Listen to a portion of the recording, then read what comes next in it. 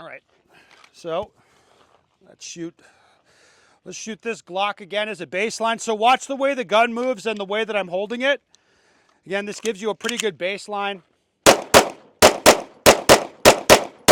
I just stare at that spot, get everything balanced, they run right in there. Okay.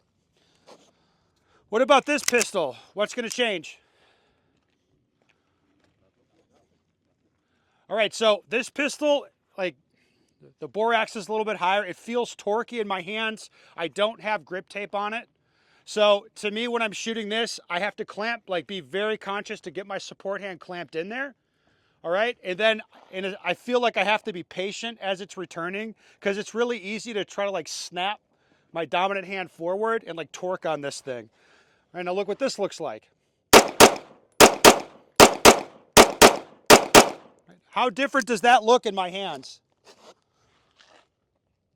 Not that different. Okay, this pistol, really heavy, lots of texture on it, really light trigger. To me, this one, I don't want to do anything. It's almost like as much as I can get myself to relax my hand and run the trigger just that extra cunt hair faster. That's what I'm going to try to do. So like when I'm shooting this, I'm emphasizing just try to relax the hand just a little bit extra. Okay, the Turkish Delight here. This thing has a comp on it. It's loud, it's a little more violent.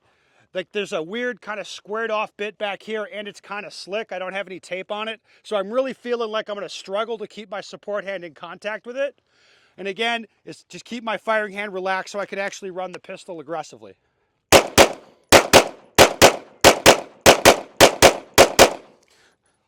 All right, this pistol's radically different. Now, very small, big struggle to connect my support hand to it. The trigger's long enough and heavy enough that I can't really run it hard. So I'm okay with a little more dominant hand tension, you know, because I'm not going to freeze up on it anyway. I can only shoot it so fast. So I'll have more dominant hand tension, and I'm really going to work to get my support hand in there. Okay. All right, it'll still do what I want it to do. Now, adding in a staccato. This is, it torques a little bit.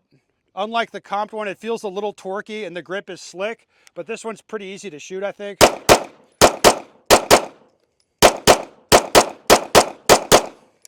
Right, and if we add in the comp and the flashlight, the challenge with this pistol is to do nothing because it's heavy and it's comped and a light trigger. I feel like I have to be so neutral with it, like not any influence, any input at all. This one's tougher to shoot well.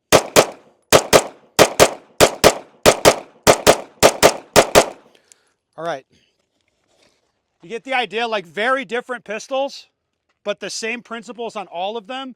And I've shot them all a fair bit. So like the little nuances of it, like I kind of understand already each gun a little bit. Like everybody's different and every gun is a little bit different. So like this is the kind of stuff that as you're shooting, you feel like, oh yeah, it's like the gun's kind of whipping up and I want to like push it down, or man, my support hand's not staying on there, or whatever. Like just pay attention to what's going on and feel what your tendencies are.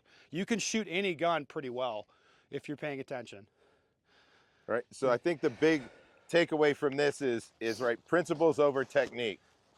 Right. Ben can talk about how he connects to the gun, how I connect to the gun. Right. It's unique to us. My hands are X size, X strength. Shooting a Glock, I hold it one way. Bigger hands, different gun. Right. You can't put your hands the same place the way that I do. But we can all focus on kind of three different principles that we don't want to violate when we talk about how we connect to the pistol, right? Consistency, I want to put my hands in the same place every time.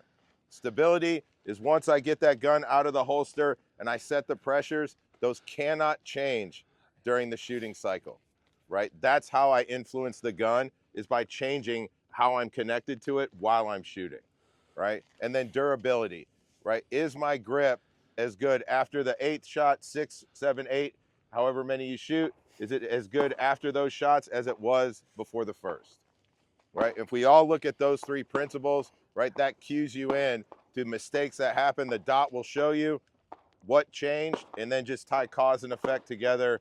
Do you understand how you influence the gun to make the mistake happen, right? I think that is the big part in in understanding this kind of progression in training.